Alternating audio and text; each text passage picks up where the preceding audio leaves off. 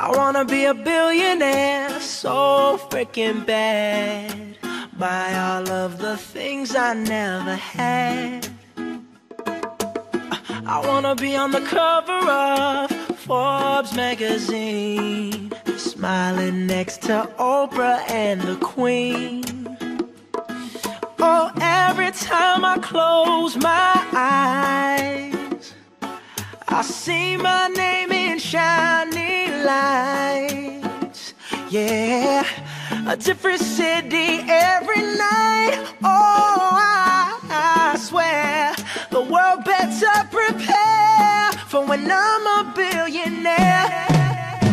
Yeah, I would have a show like Oprah. I would be the host of Everyday Christmas. Give Travi a wish list. I'd probably pull a Angelina and Brad Pitt and adopt a bunch of babies that ain't never had shit. Give away a few Mercedes like, here lady, have this. And last but not least, grant somebody their last wish. It's been a couple months that I've been single, so you can call me Travis Claus minus the ho-ho.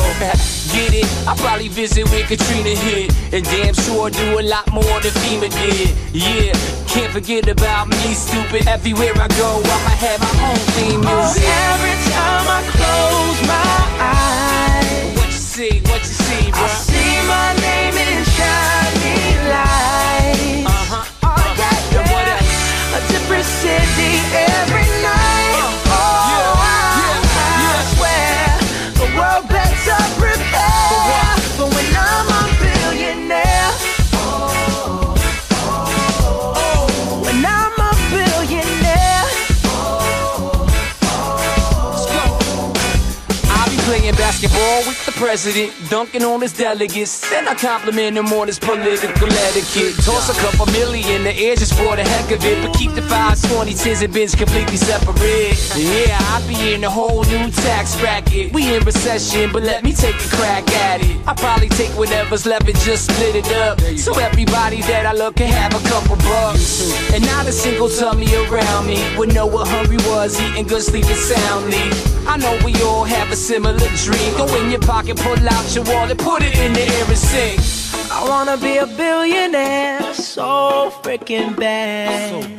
Buy all of the things I never had. Buy everything. I wanna be on the cover of Forbes magazine, smiling next to Oprah and the Queen. What up, Oprah? Oh, every time I close my eyes, What you see, bro? I see my name in shining lights. Oh, yeah, what else? a different city every night. I swear the world better prepare for when I'm a billionaire. When I'm a billionaire next to Oprah and the Queen.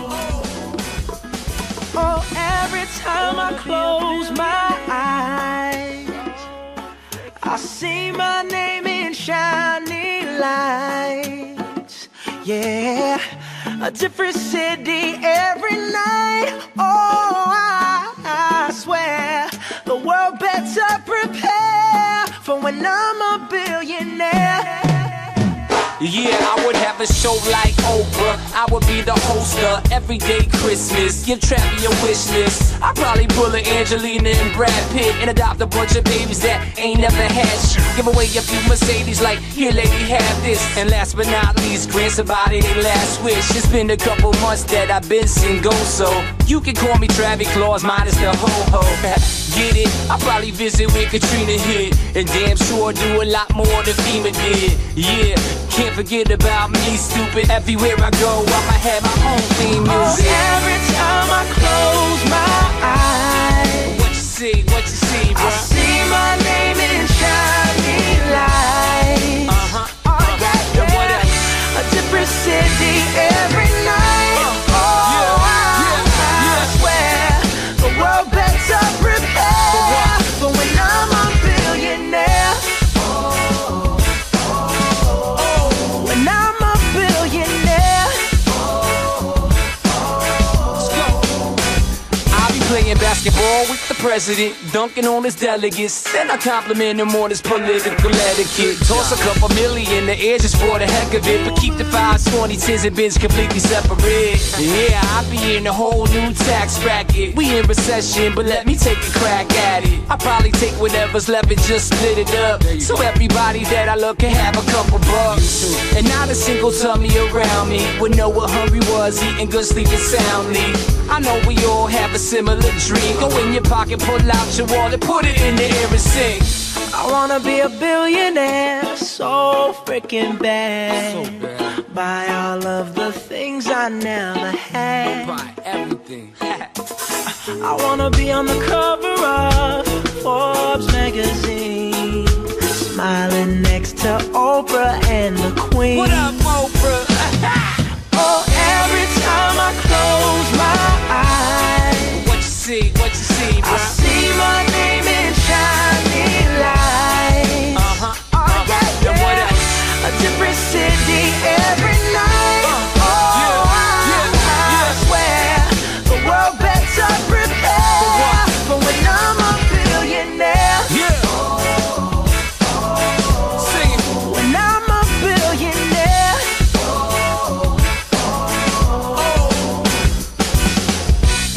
I wanna be a billionaire, so freaking bad. Today I don't feel like doing anything. I just wanna lay in my bed. Don't feel like picking up my phone, so leave a message at the tone. 'Cause today I swear I'm not doing anything. I'm gonna kick my feet up, then stare at the fan. Turn the TV on, throw my hand in my pants. Napaka-power niya, napakagaling niya. So okay lang ba i-ano natin siya, i-welcome natin siya sa isang powerful na traditional club natin. Yung pinaka-ano na, malakas na. Yanigin natin to, yanigin. Yan, so ready na? Okay. Para sa speaker po natin for today, good morning, DXN!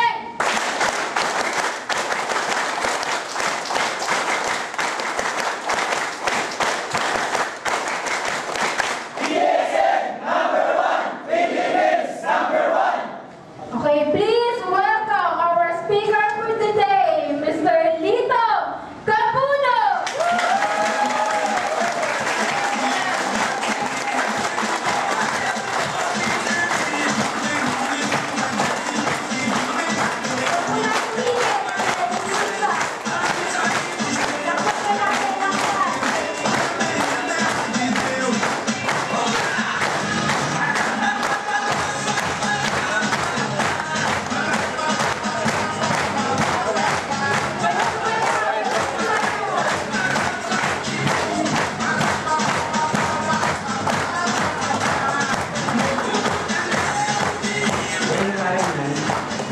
Hindi pala pang nalasgaran.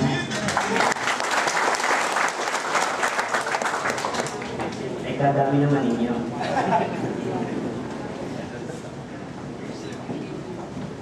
Thank you po sa pag-attend nyo, ha. Lahat kayo may bayad na 10 piso bawat isa.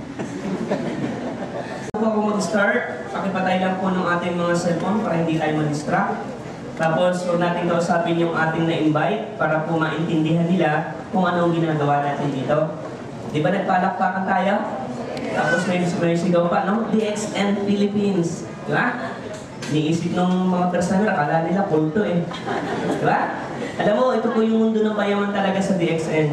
At higit sa lahat, kaysa naman ipagtambay mo lang dyan sa bahay tuwing linggo, mag-inom ka na lang, magtungit, dito ka na lang. Di ba? Alam mo, ang DXN po madali sa mga taong sisipag. Pero sa mga taong tamad, mahirap po ang DXN. Di ba? Di ba may kasabihan? Ang taong tamad, huwag pakainin. Lasunin mo na lang. Diba? Wala nga pa dyan sa taong tamad, eh. Siya pa mong malakas kumain, no? Bago po ako mag-start, lagi ko po ito sinasabi na masarap po ang lapu-lapu kung kahit ang luto, di ba? Kahit ang luto na lapu-lapu, di ba masarap? Pero kung kakainin mo yung tinik, hindi na masarap yun. Ibig sabihin, sa may mga natapos dito at may pinag-aralan, sa isang tabi na muna po natin yan. Kung halimbawa, may nasabi akong hindi maganda, o di sa isang tabi mo na lang. Kung may nasabi akong mas maganda, o di kuhanin mo. Kung masama yung sinabi ko sa pandinig mo, tapon mo. No?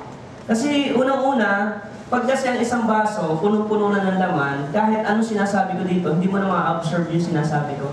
Baka sabi mo, ay, mas magaling ako dyan! O, eh di magpakitaan na lang tayo ng check-in. Di ba? Ibig ko sabihin, sa larangan ng negosyo, pwede kong i-offer sa iyo ang DXN. O, taas ang kamay dito ng first timer na pwede kumita ng 30,000 50,000 sa labas. Meron? Meron kang alam? Wala, di ba? Di ba nung invite ka? In-invite ka ng mga kapitbahay mo? In-invite ka ng mga kaibigan mo? Ano sabi sa'yo nung in-invite ka? Sama ka saan sa linggo? Grabe, yayaman tayo. Magkakamera ko ng bahay, magkakamera ko ng sakyan. Di ba? At kikita ka ng limpak na salapi. Anong sabi mo doon sa nag-invite sa'yo? Sapilitan yung pag-oo mo? Oo. Pero pagtalikod niya, ano sinasabi mo? Diba? Kasi iniisip mo, paano nga naman yayaman? Pero, okay lang ba sa'yo ate, nagkakapi ka, kikita ka? Okay lang ba sa'yo, naliligo ka, kikita ka? Okay lang ba sa'yo, nagtutubrush ka, kikita ka? O di ba napakaganda ng negosyo? Ilan taon ka nagtutubrush? Ibuhin ka na, wala kang pagkita eh. Diba? Alam mo na ako mag-DXN? Mayaman ako mag-DXN. Alam niyo po bakit? May isang bag akong damit. Ang tulugan ko, ang lalaki ng tulugan ko. Stasyon ng terminal ng bus. Diba? Hospital. Yan ang mga tulugan ko. Darating ako doon, mayroong gabi na, mga alas 3 sa madaling araw. Magtatanong ako doon sa mga gwardiya, anong oras po ng lumas puntang Bicol? Oh, lapit na! Sabi, alas 3 na umaga, anak. Oh, mamahinga ka na lang dyan. Oh, tingnan mo, sir, na. Natutulog na ako, may gwardiya pa ako. Diba? Alam mo, kung gagamitin mo ang isipan mo, madaling yumaman sa DXN. Sakripisyo lang. Pero tingnan mo ha, ilang taong ka nang paikot-ikot dyan sa ginagawa mo. Pero, nabago ba ang takbo ng buhay mo? Papahirap ka na papahirap eh. Ilang taong ka ng empleyado? Hindi masama maging empleyado. Kaya pag naiintindihan mo to, hindi kita pagre-resanin. Bukas na lang kasi linggo ngayon. Di ba? Ang gusto mo lang, maunawaan mo kung gano'ng maganda yung DXN. Nagkakaintindihan mo tayo? Yes! Okay, tapos na tayo. Sino pa member? Okay na po. Ayan. Yan po yung nasa picture natin, no? Alam nyo, no, ako mag-DXN, dalawa lang po ang pagkain ko nung ako mag-DXN. Ang pagkain ko po is Skyflex at saka po yung saging na saba. Alam mo yung 3-5 piso, yung naka-big piece ng lastiko? 3-5 piso ngayon, 3.20. Ito na, nagmahal na ngayon niya, no? Yun ang pagkain ko araw-araw. No? Kaya pag kinakain ko, hindi ko na nilalasahan. Alam ko ng lasa eh. No? Kaya pagkain ko, lunog na lang ako ng lunog. Kasi, nauumay man ako, pero kailangan ng tiyan ko eh. No? Pero sabi ko sa sarili ko, panandalian lang to. Bandang huli, kikita din naman ako sa DXN. O, nung ako mag-diamond, sabi ko, kagatin mo ang tagumpay. Skyflex yun. Diba? Diba? Ayan na po. Ito po ang DXN.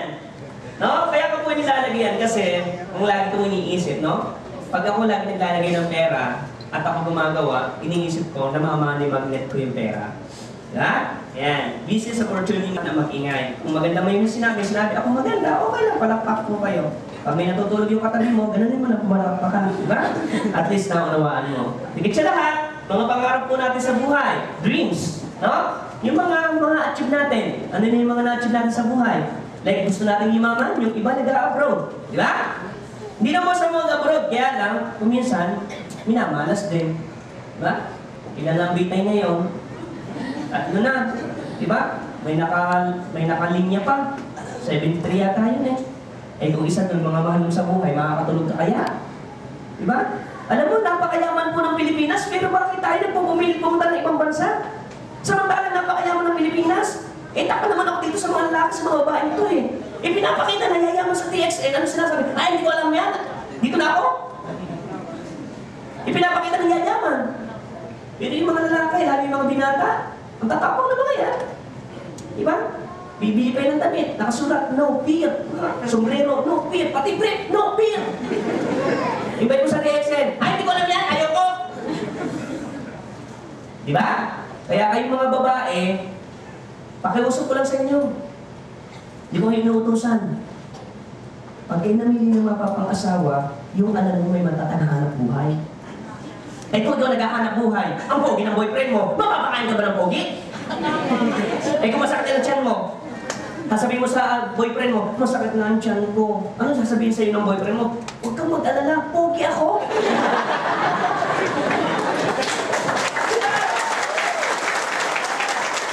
Kaya sabi ko sa inyo, pag yung boyfriend mo, pinipigilan ka sa pag-DXN mo, nako, yan ang malaking tinik sa lalamunan mo.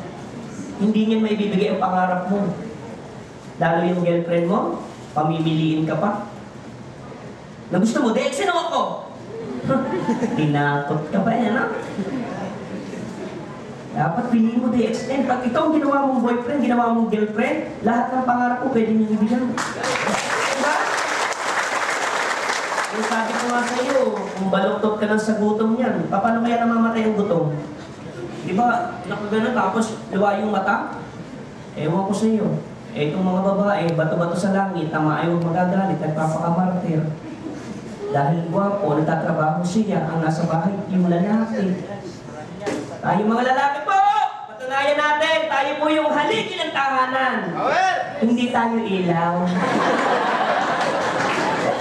Diba? Kaya, pakiusap ko sa inyo, ha? At higit sa lahat po, mga pangarap, magkameron ng bahay. Hindi masama mag-empleyado. Basta empleyado ka, the best yan. Di ba? Idagdag mo DXN. Pag maliit na kinikita mo diyan sa pagtatrabaho mo, malaki na sa DXN, o di saka ka, mag-resign sa trabaho mo. Ganun na kasimple. Eh, tayo nagkakameron din naman tayo ng bahay, di ba? Minsan, pag empleyado ka, utang sa pag-ibig. Di ba? 25 years mong babayaran? Patay ka na, di ka babayad. Di ba? DXN, marami ho. At higit sa lahat, no? Mga pangarap sa buhay na pwedeng makuha. Financial. Dreams. No? At saka yung malaya ka sa paggastos ng pera. Ang sarap kayang mag-grocery nang wala kang tingin sa presyo. Yung lagay lang ng lagay. Diba? Hindi yung, diba itong mga babaeng ito? Pag pupunta ng mall, kahit walang pera, tingin ng damit. So, pag sa fitting room, bagay na bagay talaga. Ay, bit na bit eh. Lumapit ang presyo ay pangit. Kasi wala kang pera. Sino mo?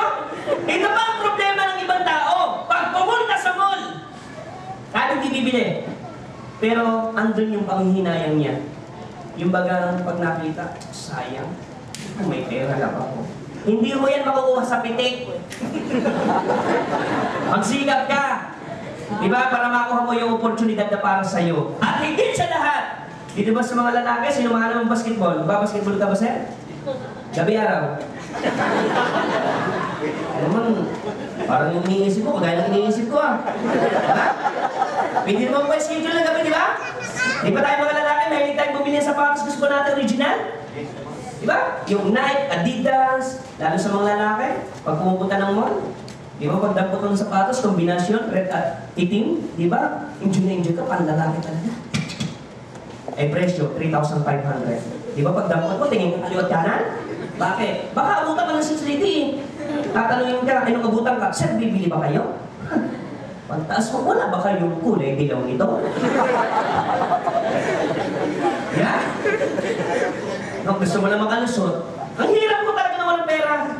Tapos yayayain ka ng boyfriend mo, date tayo ha? Pero kanya-kanya tayo. Para tayo, no? Hirap talaga pag walang pera, no? Spiritual. Alam nyo, ang naging motto ko lang sa sarili ko ganito. Yung makita ko DXN, may sistema, nakita ko ang daming yumaman. No? Nakita ko ang daming yumaman. Hindi ako nagtanong sa mga taong negatibo. Nagtanong ako doon sa mga taong yumaman sa DXN, kaya ako, yung nakuha nila, nakukuha ko na rin ngayon.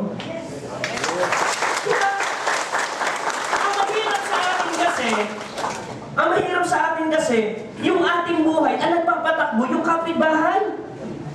Uy, ano sumali dyan sa DXN? Lukuhan lang yan. Diba? Mag-inom na lang tayo, tungkit. Yan ang buhay. Diba? Eto pa, sino ba ditong dalawang first time na magkasama? May mga ganyan eh. Yung baga na-motivate mo na yung isa, magpapamimber ka, yes! Dudukot na lang ng pera, bubulong pa yung isa! Sasabihin pa nung siya, huwag ka na magpapamimber. Lulukuhan na tayo. Dapat sabihin mo, umalis ka dyan, binulong ka. Pangarap na nga eh! Diba? At saka, pag lahat ng bagay, hiniling mo sa Diyos, at malinis yung hangarin mo sa pag-aseso mo, 2 years lang, mayaman ka na dito!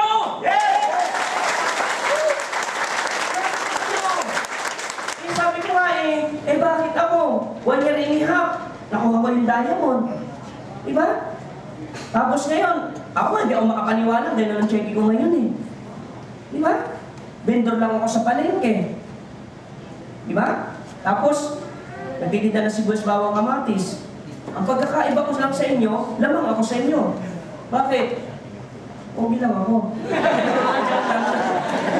Ganun lang kasimple, di ba? Pero pansinin mo, lahat ba tayo, pare-pares tayo kumakain ng kanin? Yes! Oh, bakit nakaya namin, ikaw hindi mo kaya?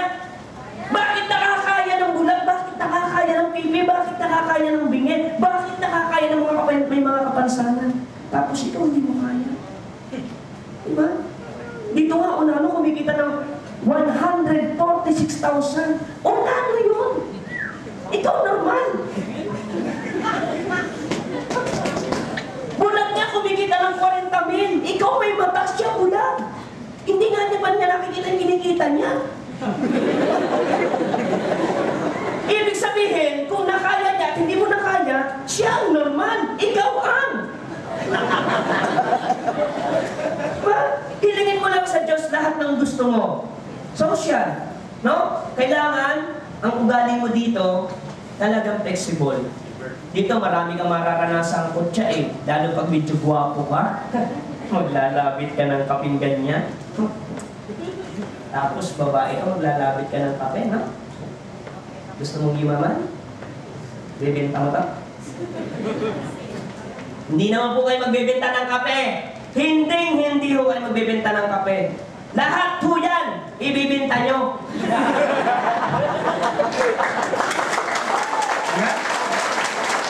Ito umorder sa ito. Bakit ikaw pag sales lady lang ng SM, nagbebenta ka rin, naka-aircon ka lang. Ano bang mawala sa'yo, magbebenta mo ate to? Ikaw dalagan, bibenta mo to. Ayaw mo ibenta.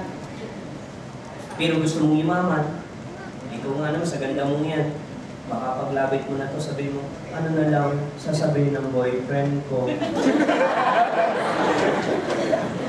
Batay. Emotional! Liga sa ating mga Pinoy, bawal po dito sa DXN na maramdamin. Bawal po dito ang reklamador. Bawal po dito ang iyakin. Alam niyo po ba mas iyakin ang lalaki kaysa babae? Tama. Naniniwala kayo? Kami naman umiiyak po nakatalikod. Kasi bakit? Nangihinayang po kami sa kahirapan ng buhay na nararanasan namin dati. Pero kalimitan po sa Pilipino talaga, lalaki talaga iyakin. Pag hinagpis na gustong guminhawang buhay. Diba? Pero sabi mo sa inyo, yung emotional paglabanan mo lang. Pag sinabi ng kapitbahay mo, tumigil ka sa pagdidexin mo, nanay mo, tatay mo, dalawa lang ang turing mo sa kanila. Ano yun? Isang toxin at isang tae. Diba? Pag iniit sa pera ka ng kapitbahay mo, magulang mo, boyfriend mo, girlfriend mo, o sino bang classmate mo, o sino bang relative mo, nagsalita sila hindi maganda, eto na sabihin mo. Sabihin mo lang sa kanya. Kung ikaw yung sasabihin hindi maganda, huwag ka na lamang salita. At hindi pa sabihin mo, para maging positive ka, ganito lang. Di ba, sinibihin ka ng nanay mo, tumigil ka sa pagdidexin mo. Ibulong mo lang sa isip mo, toxin ito.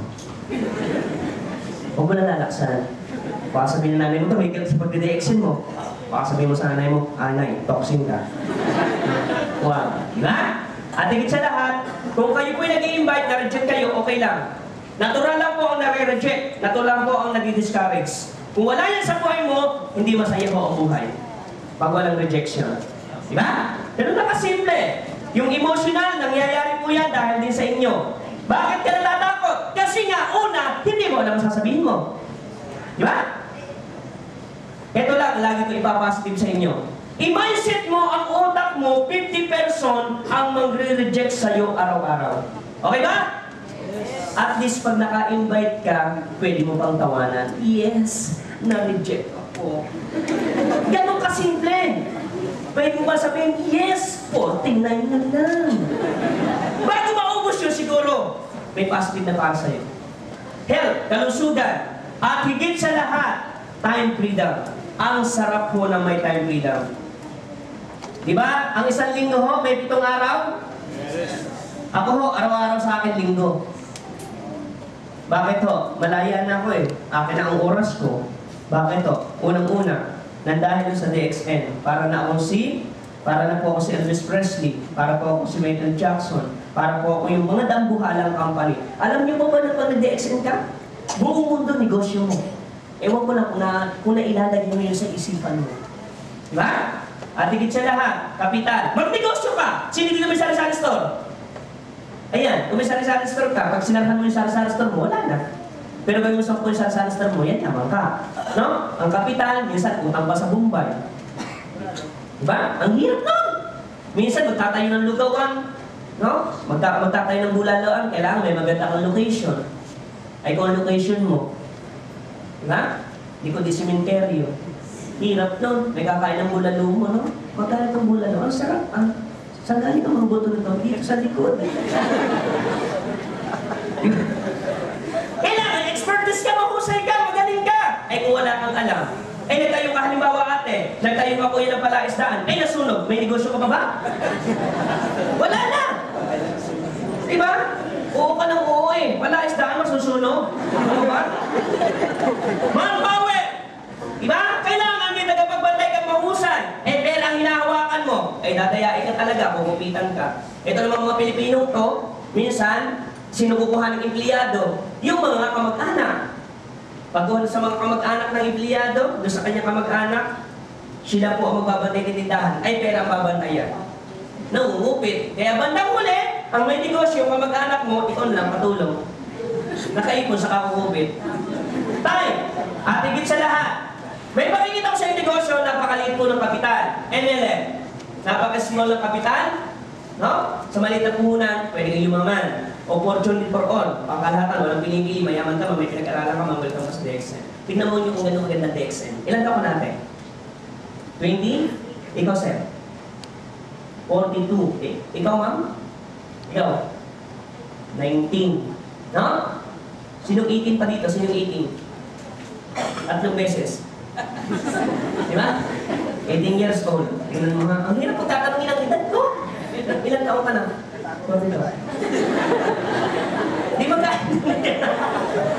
Tingnan mo, pwede siyang mag-apply ng SM, di ba? Tanong, si Kuya pwede mag-apply ng SM? Hindi. Kita mo kung gano'ng maganda sa DXN. Basta may pangarap ka, welcome ka dito. Yes!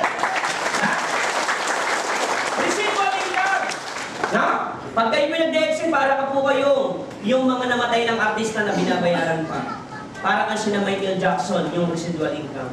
No? Kahit wala ka na, kumikita ka pa. At higit sa lahat, attractive home-based business opportunity. No? $100 billion industry, time freedom, great potential to be a millionaire. At higit sa lahat, no? Bakit kaya naman sa DXN? Hindi na po natin kailangan itong mga to. No middleman, no traditional outlet, no advertisement. At higit sa lahat, DXN business is the active, dynamic word of mouth. Kwento, kwento, kwento, kwento, kwento, kwento. Hanggat hindi binabayaran ng malaking halaga ang pagkukwento mo, huwag kang titigil ang pagkwento. Kaya sa DXN, pag pa-cute-cute ka dito, cute din ang check-in mo. Pero pag garapal ka dito, garapal din ang check-in. Ako naman sasabi sa inyo. Di ba, pag kayo po ay nangangayayat ka sa DXN, na dati ang taba-taba mo, nangangayayat ka na, tapos medyo hindi ka na nakakapanuklay, tapos nangingitim ka na, no? Tapos may panis na laway ka na dito. Matatandaan yan. Di ka naliligo. Sabi mo, malapit na daw yung maman. Naligo ka. At higit sa lahat, ang kailangan na sa DXN, tatlo ang pinakasusi sa DXN. No? Use the product, share the business, at mag-invite ka lang ng mga taong kailangan makapartner mo sa negosyo. Enjoy mo yung pag-use mo ng product at i-share mo sa ibang tao, tapos mag-build ka ng malaking network. Ang mahirap sa atin, reklamador yung iba. Pagka-member na pagka-member sa Texan, upline, kaya mo yan. Yung mahirapan, upline, ayaw ko na. Ang hirap pala. Diba? Tapos kumuha ng cheque. Magkano